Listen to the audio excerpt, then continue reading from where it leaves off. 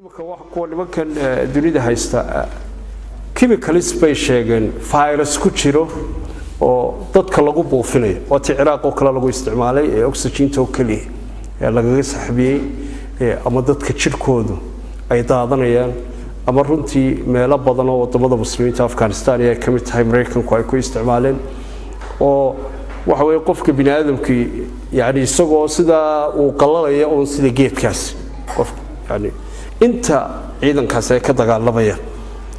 marka Ilaahay subhanahu wa ta'ala wuxuu yiri shimbiro yar yar ayaa lagu soo dirnay Abraha oo waxa weeye sida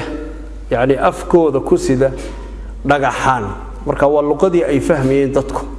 waxa la dhagaxa yar ee shimbiri dhagaxay sida muxuu yahay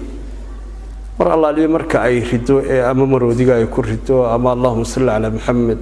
yaani ciidankaasi ay ku rido ayaa waxa qofku baaba'ay faj'alahum ka'asfin ma'kul ilaahay wuxuu yiri dhagxanta yar yar waa technology waqtiga ilaahay subhanahu wa ta'ala waxaan ma tahay ka warramay gaalada iyo dunida oo dhan ee ka warramaysa islaamku inuu quraanku la tilmaamay dhagaxa ay ridayso ayaa qofku sida balku waxa weeye waa caleenta ay cunto loodu marka ay gaajoonayso qaranka loo dhiga way marka ay cuntay baabiiso ay waxba kaga tagay weedo faj'alahum ka'asfin ma'kul balla cunay oo la ay cuntay ama xayawaan uu cunay oo la baabiyay baa Ilaahay subhanahu wa ta'ala kaga dhig almuhim sanadkaasi wuxuu ahaa sanadkaasi Abraha uu ku soo duulay Kaabada ayaa waxa walidalik waxa la yiraahdaa markii dambe ayaa Abdul Muttalib Abraha loo keenay kaasoo intii aanu dhimo war bal igu yeedho oo kaasoo yiri maxaa doonaysaa soo war xoolaha igu soo celi soo meelad Kaabada bakaadle al-Kaabatu laha rabban sayahmiha ilaah awood badan baa jira marka ma isifeen kareen Ilaahay subhanahu wa ta'ala ilaah awood badan baa jira oo isagu ilaalin doona ayaa uu ku yiri Abdul Muttalib waxa runtii xusid mudan Abdul Muttalib waxaynu ka soo warnay isagoo ilan kaliya leh oo inankiina lagu qabsaday oo maalintii ay isku qabsadeen xafr samsam Ilaahay subhanahu wa ta'ala wuxuu siiyay 10 inan oo uu ugu yeeriyahay nabiga kaleey salatu wassalaam aabihi waxa ugu weynaa Haris waxa ku xigay Subayr waxa ku xigay Abu Talib waxa ku xigay Abdullah waxa ku xigay Hamza Abu Lahab Qaydaq Muqawwam Safar Abbas ay madaqaar waxay ka dhigeen 12 sidaynu tilmaanay oo nin loo yaqaan Qatham bay ku xigsiiyeen habluhu waxay ahaayeen 6 Hakim iyo Barra iyo Aatika iyo Safiya iyo Arwa iyo Amiima bay ahaayeen waxay naga sii khuseeyeen nabiga kaleey salatu wassalaam iyo aabihi oo Abdullah ibn Abdul Muttalib iyo Zubayr ibn Abdul Muttalib iyo Abu Talib ibn Abdul Muttalib saddexdoodaasi ayaa runtii ashiqa bay ahaayeen يعني isku hooyay ahayd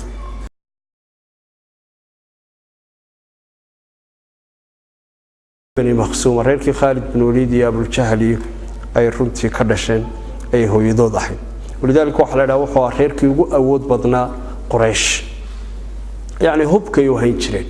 oo markay dagaalka galayaan iyaga dagaalka walidaalka halka la yiraahdo Khalid bin Walid meeluhu ka soo baxay baa waa aabahood baa hubka iyo fardaha aabihi ayaa u hayay Quraysh marka tababar badan oo aan dhalinyarta kale helin ayuu helay baa la yiraahdaa Khalid bin Walid radiyallahu anhu halka abtinimadaynu ka tilmaameynaa waxa la yiraahdaa wuxuu ku nadiray Abdul Muttalib berigii Quraysh ay qabsatay ay awood u sheegatay ayuu Ilaahay haduu 10 isiyo mid kamida isagaan u gowrici doona sidii Nabiyullah Ismaaciil uu doonay Nabiyullah Ibrahim inuu gowraco walidaalka nadarka soo kale baa la yiraahdaa markii 10kii inan ay u dhameystirmeen oo runtii Abdullah uu ku jiro ayaa wuxuu go'aansaday in uu u qoriyo tuuro waa loo qoriyo tuuray marka Abdullah buu ugu jeclaa oo rasuulka kaleey salatu wassalaam abihi aha qoriyo tuurkii baa ku dhacay hadana uu ka noqdo uu qoriyo tuuray waxay ku dhacday nabiga kaleey salatu wassalaam abihi oo Abdullah hadana mar saddexaad markii saddexaad markuu ku dhacay ayuu doonay inuu ballankiisa fuliyo u gowraco Ilaahay subhanahu wa ta'ala tabatii Bani Makhsum ayaa diiday reer runtii aad u awood badan abtiyaashi waxay yiraahdeen inankaasi waxa la leeyahay wixii marka ustuura yani wixii ay aaminsanayeen waxa la leeyahay wixii aalihadu ay ku raaliyihiin annaga bixinayna hadaalad bixinayna Abdul Mudallib laakiin inankaasi la gowrici maayo dabeeto waxay yiraahdeen waxaynu isula tagnaa sidii maalintii hore oo kale gabadhii kaahinada ahayd aynu weydiino arrinkaasi sida uu noqonayo ee Shaam joogtay waa laga war doonay gabadhii waxay tiri waxa uu qoriyay tansiinaysan 10 neef oo geela iyo Cabdillah 10 ka neef geela ina u gowracaysan ilaahiyada ولذلك waxa la yiraahdaa waxa loo qoriyay tuuri geeli iyo Cabdillah bay ku dhacday markii hore marka 10 neef baa la dhigay hadana markii labaad ba Cabdillah ay ku dhacday 10 labaad baa la dhigay ilaa 10 tobnaad laga gaarsiiyo 100 neef oo geela ay noqdeen marka 100 neef markii ay noqdeen ayaa geeli ay ku dhacday macnaheedu waxa weeye imika ayaa Cabdillah uu fasaxan yahay ولذلك waxa la yiraahdaa halkan islaamku urfiga wanaagsan uu sharciyay qofka 100 neef ee geela ah ee laga bixinayo halkii laga soo qaaday islaamku uu ka sharciyay waxay noqotay halkaasi waa 100 neef ee geela ah ee runtii lagu furtay rasuulka kaleey salaatu wasalaam aabihi oo runtii ahaa Abdullah bin Abdul Mudallib waa runtii xusid mudan rasuulka kaleey salaatu wasalaam aabihi maadaama Allah subhanahu wa ta'ala nabad galiyay oo tii hore uu sida kaga nabad galay in yaro kooban aynu taariikhdiisa ka tilmaami doonaa rasuulka kaleey salaatu wasalaam aabihi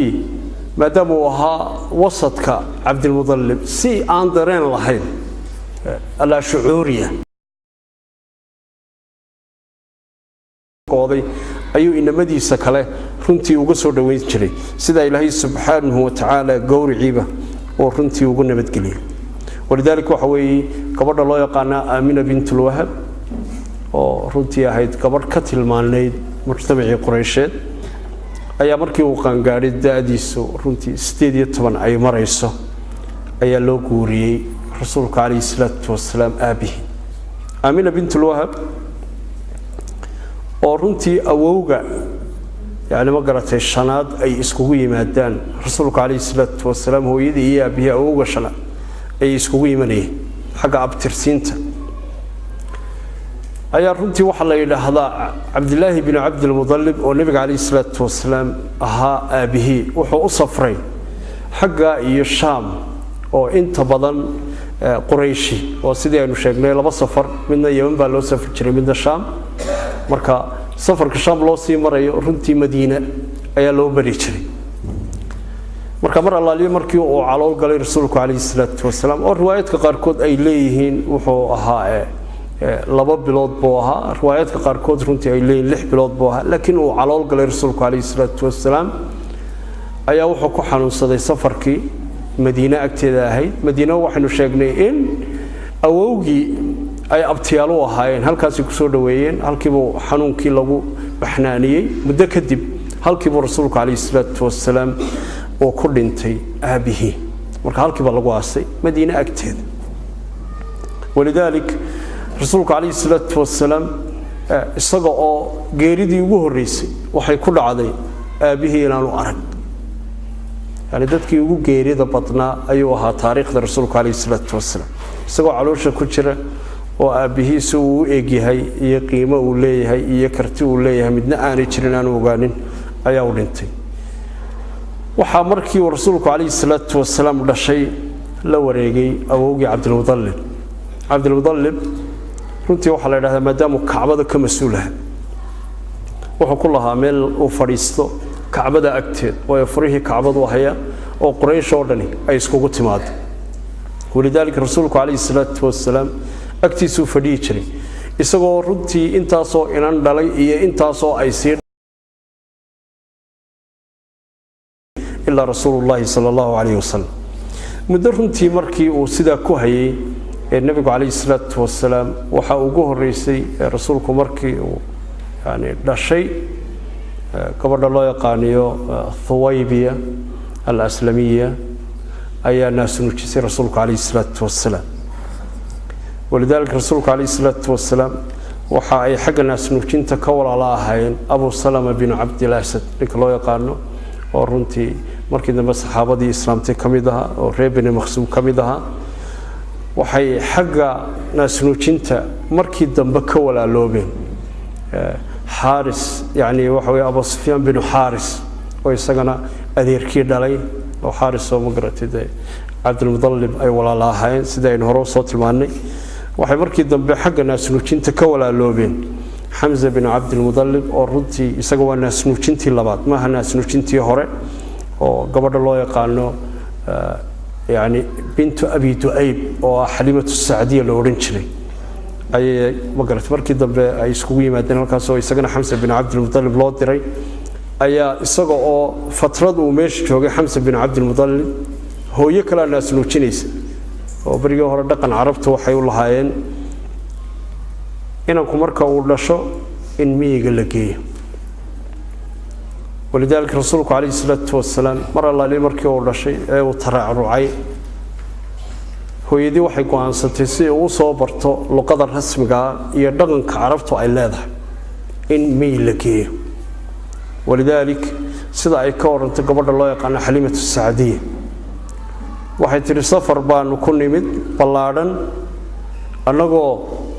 reerkayagii aanu ka nimid reer aada u gaajaysan uu ahaa qof walba wuxuu doonayaa ilmo uu naasnuujiyo oo ilmahaasi uu noqdo ilmo reer lacag le ka dhashay dabeeta markii aanu meeshii nimid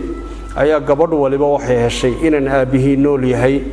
oo allahuma salli calaa maxamed hanti ay ka muuqato in laga siinayo anigu sidaa markaan u soo maro uun baan ku soo hagaagaabay tiri rasuulku calayhi salaatu wasalaam oo hooyadii aamina bintulwahab ay la taagan tahay oy leedahay inankana waa agoon laakiin waa mid khayr badan oo wax badan lagala kulmi doono ay leedahay waayo markii aan calool qaaday maan arag waxa hooyooyinku ay arkaan ee dhibaato oo dhan walidaalika waxa weeye markii uu dhalanayayna sifooyin badan oo bani aadamka aan lagu arag ayaan runtii kala kulmay marka ilmahani waa ilmahaasi inkastoo uu agoon yahay laakiin waa xubin aad iyo aad u barakaysan hooyadii sidaasay u sharxaysa laanna waxa weeye dumarku sidaasay u taagan yihiin oo dadkii kale carruurta naasnuujinayeen laakiin marka la yidhaho waa agoon ayuunbay ka tegayeen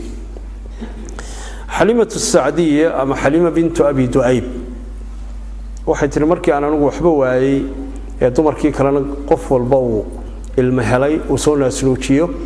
ayaa waxaan isidhi maadigoo madhan baad tegi doonta ilmaha agoonkaa iska qaado waxay tiri waxaanu wadanaa daabadaha ugu itaal daran oo allahuma salli calaa maxamedin dee gaadiidka iyagaa ugu itaalka daran leh ilmo aan dhalay baan wadaa gabadh aad u itaal daran baan ahay xataa ilmahaasi caano igama helo oo waan ka warwarayaa ilmahan qaadanaya caanahan siinaya almuhim rasuulku calayhi salaatu wasalaam ayuunbaan sidaa u qabtay bay tiro mar allaaliya markii aan sidaa u qabsaday ayaa horta jidhkaygii oo dhan ilaahay wax geliyey caano aanan markii hore lahayn mar allaaliya markii aan daabadii aan fooshanayn aan ag tegay isagii aan saarayna daabadii ayaa ka dheeraysay kuwii hore ee caadiga ilaa xad dadkii nala socday safarku laanno markuu gaadiidku kala dheereeyo haddii shayga hor socodkii ugu dheereeyo kuwa kalena way hadduu cararo way daba cararaan walidaalika waxa weeye waxa ku canantay safarka weeyii dee maa noo gaabisaan marka rasuulka calayhi salaatu wasalaam waxay tiri wax allaaliyo wixii aanu sidanay oo dhan ayaa runtii barakoobay iyadoo runtii aan garanayn markaasi inuu yahay nabiga calayhi salaatu wasalaam waxay tiri mar allaaliya markii aanu reerkaygii tagnay ayaa xaynta ugu yar baanu lahayno xayntii baa barakowday ilaa xad ay gaadhay marka carruurtu ay adhiga raacdo ee meel la geeyo in marka la soo caraabiyo la canaanto carruurta kale reeraha kale oo la yidhaahdo maxaa u geyn weydeen xoolaha halka ay ku daajiso inanta xaliimo u shaqaysa oo yani waxay u qaateen dadku inay iyadu u foof baraka la socotay rasuulka calayhi salaatu wasalaam arrinkaygu wuxuu sidaa ahaadaba oo khayr badan aanu ku noolnahay oo reerkaygii uu isbedelay oo aanu noqonay reerka ugu muuqda yani waxa weeye meeshii aanu deganayn ayaa maalmaha kamid rasuulku markii uu noqday 4 jir ilaa 5 jir oo ficlan sida al-Imam Muslim uu wariyay xadiiska saxiixa ah ayaa nabiga kaleey salaatu wasalaam xaadisatu shaq as-sadr waxa timid waa markii ugu horeysay ee nabiga kaleey salaatu wasalaam la jeexay imaka wadagtii dunida oo waxay ku oranayaan barigi dhaweytay Malaysia kamera kugu rideena يعني waxa weeye elbiriqsigii keenaysa 150,000 oo sawir يعني waxa weeye magarata qofka binaadamka waa tablet yar magarato يعني inta leego aad u yar ayaa hadad lagado يعني waxa weeye calooshada intaas oo magarata 1,000 oo sawir ayay elbiriqsigii ayaa magarata iyadoo aan de wireless ah oo wax kale la socda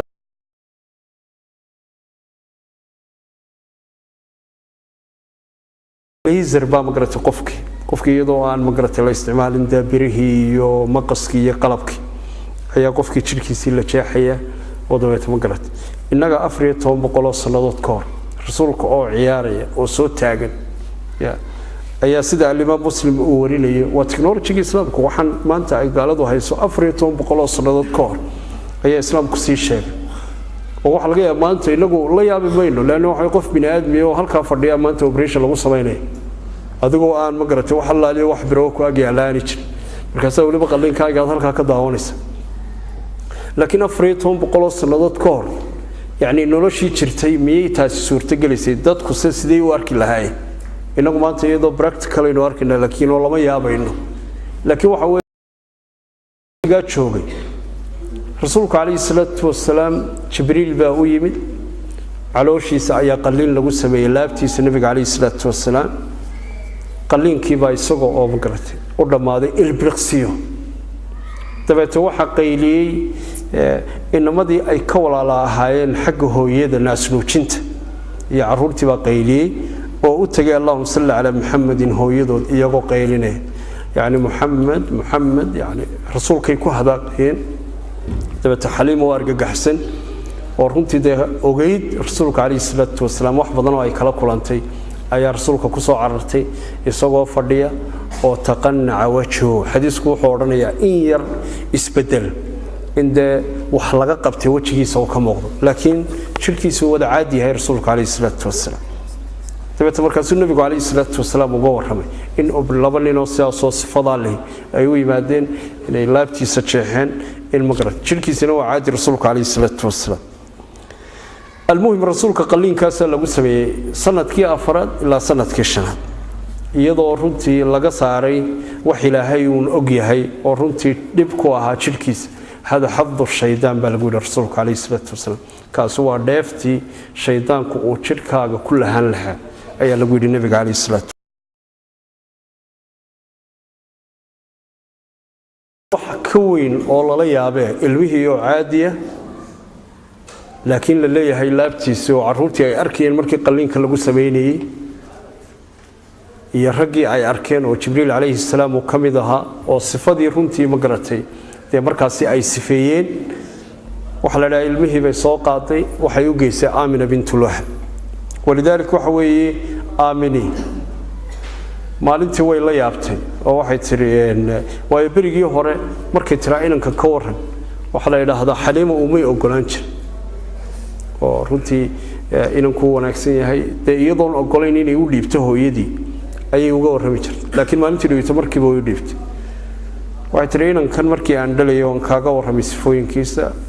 aayad way kamida aayadaha Ilaahay sifooyin badan uu leeyahay ma waxaad ka baqanaysaa in cid wax yeesho waxay tiraahayo arintaas dhacday mana doonayaan mas'uuliyadiisa qaadee igala wareeg marka rasuulka kaleey salaatu wasalaam sidaasi ayaa runtii lagaga wareejiyay oo uu kula wareegay awowgii insha Allah ta'ala sidaasaynu bari ka soo wadi doonaa. Wassalaamu alaykum wa rahmatullahi wa barakaatuh.